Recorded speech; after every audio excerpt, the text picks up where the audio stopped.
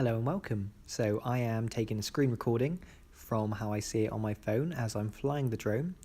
At the minute I'm just adjusting some video settings to make it a bit more in line with another YouTuber, this is Matt Johnson, who records in a different format called D-Log, and just so I can play around with some video editing. So I'm just sort of trying to match his settings.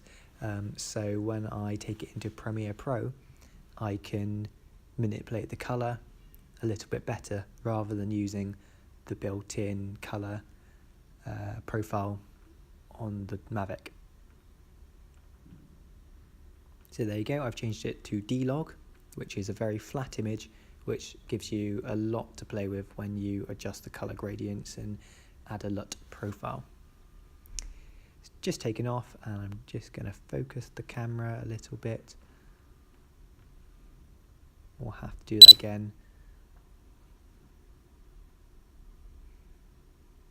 Really nice day in the woods today actually, good sun, and I think I'm going to sort of try and take off again so I can get the leaves, because I like the leaves taking off. So take off. The home point has been updated. Please check it on the map.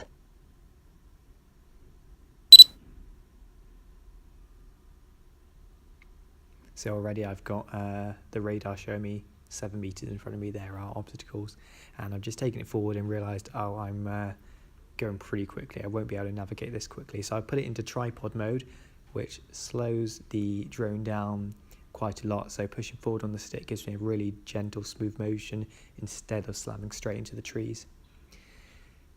So as you can see, I've got the obstacle avoidance system switched on, and my lights are lighting up, but I'm pretty much just walking behind the drone at the minute. So I'm half looking at the screen, half looking at the aircraft, and just trying to capture some very detailed shots of the floor, of the ground. But what I really want is some smooth motion. So some of it will be smooth and some of it will be jolty, but in the post-production process, I will chop out the clunky bits. So the actual final video I've got, if you haven't seen it already, is about 5 minutes long, and this is 17 minutes of footage I've taken.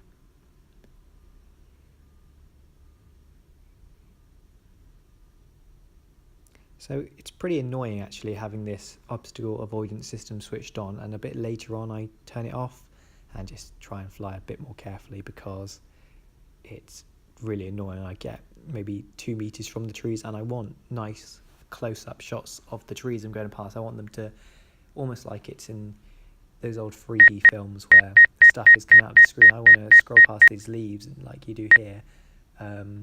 I know I'm not going to hit them because I'm right behind the drone, walking behind it, but the avoidance system is going to kick off and beep at me and stop the drone to just a halt, which is good. It does work. It does stop the drone crashing into something in front of it. But when I want really minute controls and want to get really close, I am going to turn the obstacle avoidance system off.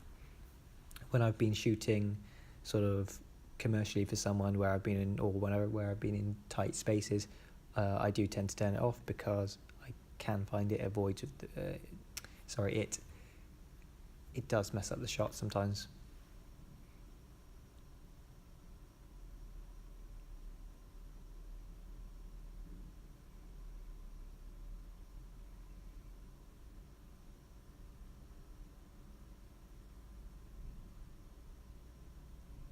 So just trying to get really nice smooth footage around trees and trying to find a nice path. I haven't picked a path in advance for this flight. I've just sort of tried to follow the main tracks through the woods where people walk, because I imagine that will be the clearest path for the drone to fly through.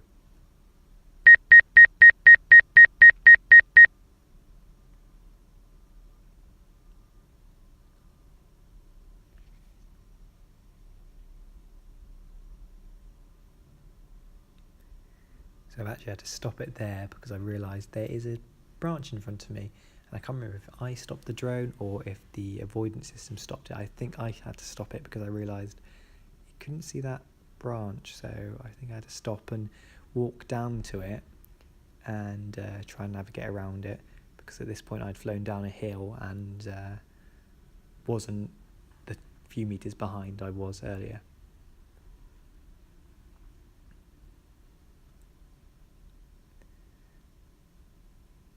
So I'm narrating this video on my iPhone, just using the iMovie app because, well, I'm on the go, so I don't have access to my laptop at the minute to import the footage. So I'm sort of doing it on the move. So if you hear some sort of background noise, I'm just in a room at the minute, so there's a computer in here and some building works outside. So if you hear that, apologies. I don't have the nice microphone today.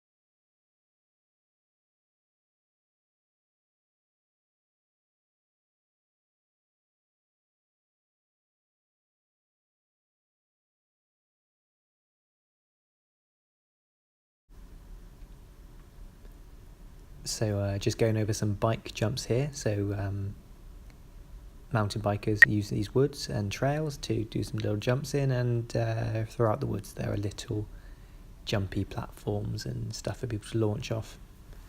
I thought I would just try and pretend the drone is a bike to get that sort of view. So this bit here is new in the woods for me. The woods it's an old quarry, and there's been mines here where they mine bathstone, and they've recently fenced off an area. So normally you could just sort of walk to this bit and if you're not careful just fall in, but they seem to have fenced it off. So I've got to a bit here where I'm not really sure where to go, and the obstacle avoidance, I want to get through these trees, is just stopping me. So it's at this point I think I need to turn off the obstacle avoidance because it is really annoying. I want to go around the trees or around the fence. And the other reason I turn off the avoidance is sometimes when you're flying in very bright sun, some light does trigger the avoidance system, so your drone will just stop mid-air when you're flying. So this is how you turn it off. So I'm just going to disable the avoidance system in the menu in the aircraft settings, and there you go. I still get the radar in front of me, which is some help. So you get the warning saying 3 meters in front of you there's something that's going to hit the drone, but now I can make these really tight turns without it getting in the way. And yeah, I got the message on my screen, fly with caution. I will. I can see everything the drone is doing. This is one of my favourite shots. I like to sort of fly and move the gimbal down, so move forward and then adjust the gimbal up or down and fly backwards or forwards to try and get a really interesting shot rather than this straight across or straight down or backwards. Flying backwards is another fun trick. I'm saying it like I invented it, but a fun way of flying. You get more of a reveal.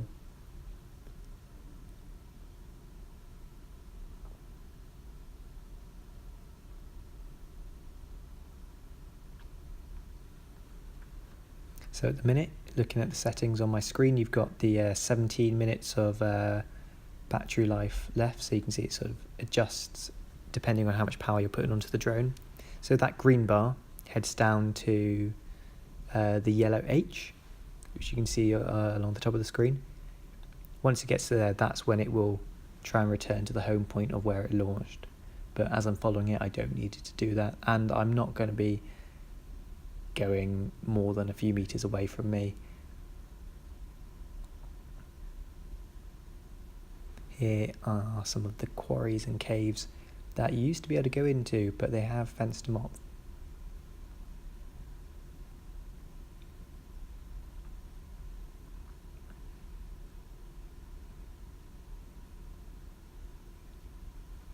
So I'll just explain some more. So that's what's on the screen. So from right to left, the 3 dots opens the menu.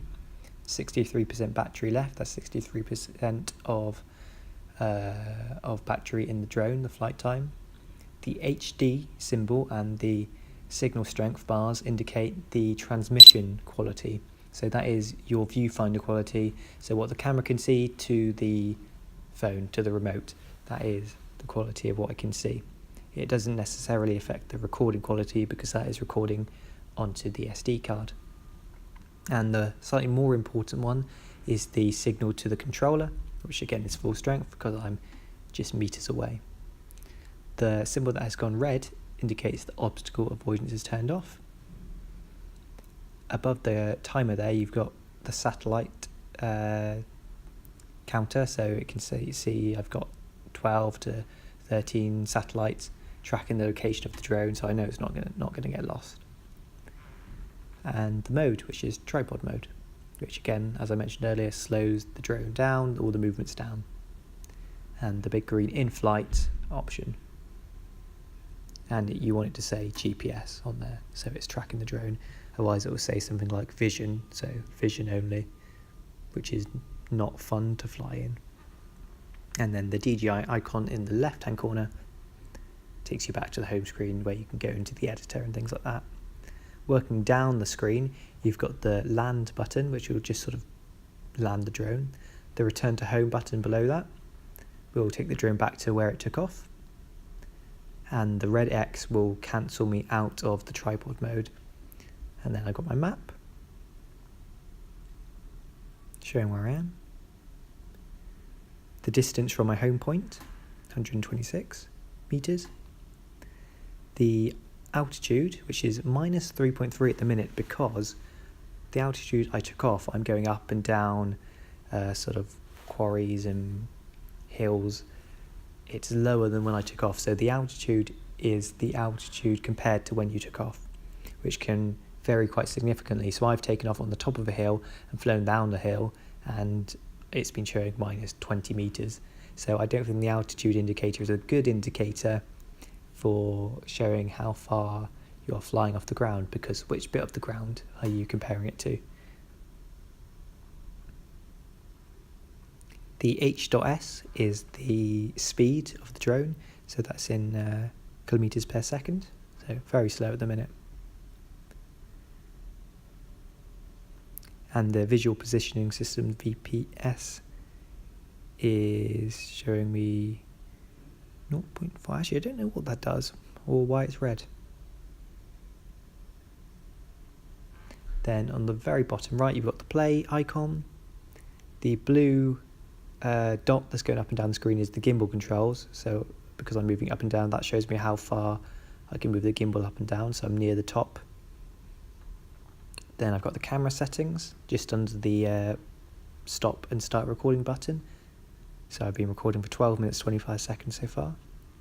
And then a small button that switches between video mode and still photo mode. Above that, there is a focus bar, something to say that I'm recording 4K at 25 frames per second, and capacity of the memory card, 22 minutes of filming left. Again, trying to get a variety of shots of facing down and up and across and backwards.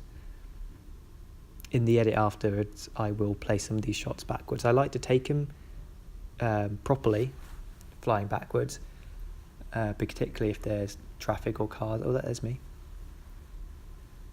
My big fluffy parka. So I like to film, if I'm flying backwards, I will likely play it that way, so you don't see cars move backwards or people walking backwards. But as I'm in the woods, there's nothing to indicate. If I reverse the direction of the clip, you wouldn't be able to tell. And I'm pretty much done here. I've recorded all the footage I want to take. I've come to sort of a dead end of this path. I know there's not too much along here, so I'm going to stop the recording in a moment. But I've had fun. I've had a nice walk in the woods, sort of taking this this footage. There's been hardly anyone about. I've seen a couple of dog walkers, but I've noticed them and they've noticed me, and I've avoided the dogs and made sure that if any have come close, I've taken the drone up or paused, so the dog doesn't bite the drone or it doesn't spook the dog, and sort of just being quite considerate of other people and try not to fly anywhere near them, really.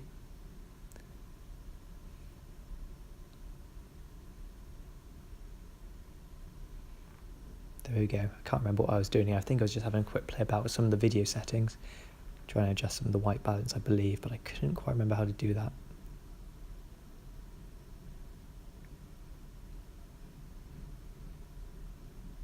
In hindsight, one of the things I would have adjusted and forgot to adjust was the sharpness. I don't think it was as sharp as it could be. And perhaps some of the contrast. I've also got a white balance setting of cloudy on, which is probably suitable for the woods. It is a cloudy day, but it is quite bright sunlight, and I'm not using a ND neutral density filter at all. I'm just using the normal Mavic lens. I think here we are back to that fence again. I'm just sort of circling now. I've got nowhere else to go. And I think a lady with a dog comes up to me very shortly because it's quite an excitable pooch. Well, there you go. That is everything I saw on my phone as I was flying the drone. I hope it was reasonably interesting to you, and hope you tolerated my narration. Thanks a lot.